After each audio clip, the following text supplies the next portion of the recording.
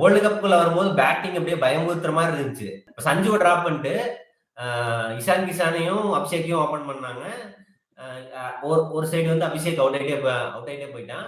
Number 3ல Tilak வந்தா, திலக் வந்து stabilise பண்ண பார்த்தான். அந்த ஃப்ரீயா விளையாட முடியலையோ அப்படின்னு நான் நினைக்கிறேன். அதுக்கப்புறம் கையே, அதுக்கப்புறம் அப்படி ஹர்டிக் அப்படின்னு போயிடுச்சு. இப்போ யுஎஸ்ஏ கூடயும் பேட்டிங் பெருசா பண்ணல. பாகிஸ்தான் கூடயும் Ishan Kishan one man show. அடுத்தது நெதர்லாண்ட்ஸ்லயுமே பாத்தீங்கன்னா தூபே தான் காப்பாத்துறான்னு நினைக்கிறேன். நெதர்லாண்ட்ஸ் கூடயுமே கொஞ்சம் ஃபினிஷிங் பவர் கொடுத்தான். நமீபியா கூட வேணா எப்படி போச்சு நான் மறந்துட்டேன். குரூப் ஸ்டேஜ்ல பேட்டிங் பவரே தெரியல. பவுலிங் சூப்பரா இருந்துச்சு, பேட்டிங் பவரே தெரியல. சூப்பர் எயிட்ஸ்ல போகும்போது சவுத் ஆப்பிரிக்கா கூட நடந்ததுதான் வேக்கப் கால். அது நடக்கலன்னா கண்டிப்பா அது இந்தியாவுக்கு செமிஃபைனல்லயோ ஃபைனல்லயோ கண்டிப்பா நடந்திருக்கும்.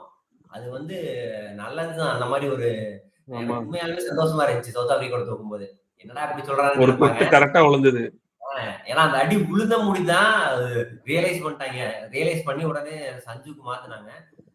ஒரு ரைட்ல என்னடா இப்ப இந்த மேட்ச் இருக்குல்ல, ஜிம்பாப்வே மேட்ச்ல 24 ரன் முதல் சஞ்சு அடிச்சான். அப்ப பாத்தீங்கன்னா ஜிஜி கூப்பிட்டு நல்லா ஸ்டார்ட் பண்ண அப்படின்னு சொல்லி பிரைஸ் பண்ணுவாங்க. அந்த டக் அவுட்ல இருந்துட்டு. அப்ப வந்து அந்த குடுக்கறக்கே ஆள் இல்ல. அதான உண்மை. எல்லா மேட்சும் ஃபர்ஸ்ட் ஓவர் செகண்ட் ஓவர்லயே ஒரு விக்கெட் போயிருது.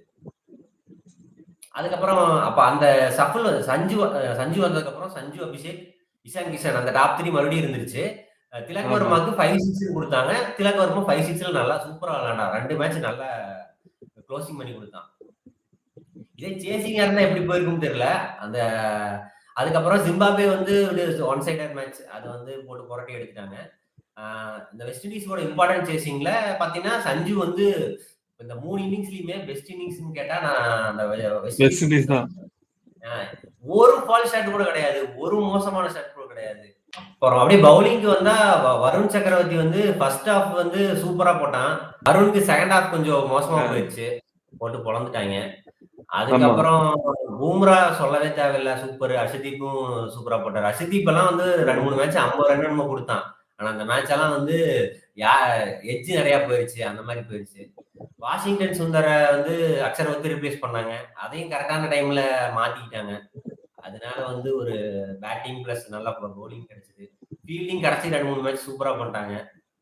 ஸோ இஷான் கிஷானும் ஒரு 50 தான், 2 50 தான் அடிச்சிருக்கான்னு நினைக்கிறேன். ஆனா அது போக நிறைய கேமியோ வந்தான். 30, 38 நிறைய கேமியோ வந்தான்.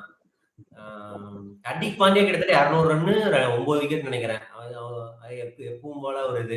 பாண்டியா எஸ்பெஷலி என்னன்னா நியூ பால்லையும் நல்லா போட்டான், டெத்லயும் நல்லா போட்டான்.